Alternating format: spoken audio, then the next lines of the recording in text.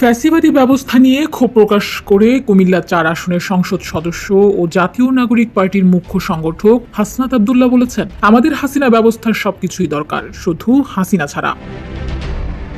আজ শুক্রবার নিজের ভেরিফাইড ফেসবুক আইডিতে দেওয়া এক পোস্টে তিনি কথা বলেন। পোস্টে তিনি লেখেন, এখন শুধু এটুকু বলার বাকি, আমাদের হাসিনা ব্যবস্থার সবকিছু দরকার, শুধু হাসিনা ছাড়া। এর আগে বৃহস্পতিবার ফেসবুক আইডিতে দেওয়া এক পোস্টে হাসনাত আব্দুল্লাহ বলেছেন, গণভোট সহ 10 অধ্যাদেশ বাতিল করার প্রস্তাব দিয়েছে সরকার পক্ষ। পোস্টে হাসনাত আব্দুল্লাহ লেখেন, জাতীয় মানবাধিকার কমিশন অধ্যাদেশ, গুম প্রতিরোধ ও প্রতিকার অধ্যাদেশ, পুলিশ কমিশন অধ্যাদেশ, সুপ্রিম কোর্ট সচিবালয় অধ্যাদেশ, দুর্নীতি দমন কমিশন অধ্যাদেশ, সুপ্রিম কোর্টের বিচারক নিয়োগ অধ্যাদেশ, তথ্য অধিকার অধ্যাদেশ, মাইক্রোফাইন্যান্স ব্যাংক অধ্যাদেশ, ব্যাংক রেজুলেশন অধ্যাদেশ, গণভোট অধ্যাদেশ সরকার পক্ষ বাতিল করার প্রস্তাব করেছে।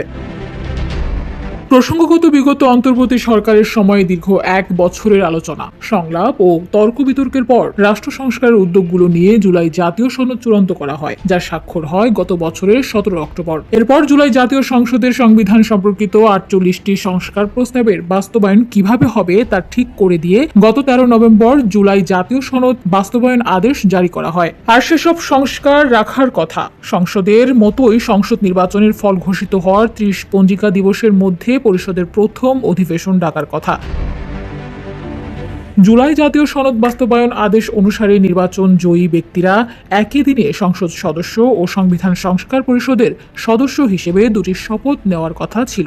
গত 17 ফেব্রুয়ারি সে অনুযায়ী প্রস্তুতি রেখেছিল সংসদ সচিবালয়। জামায়াতে ইসলামী, জাতীয় নাগরিক পার্টি, বিরোধী দলের সদস্যরা সেদিন 2টি শপথ নিলেও বিএনপি এমপিরা সংবিধান সংস্কার পরিষদের সদস্য হিসেবে শপথ নেননি।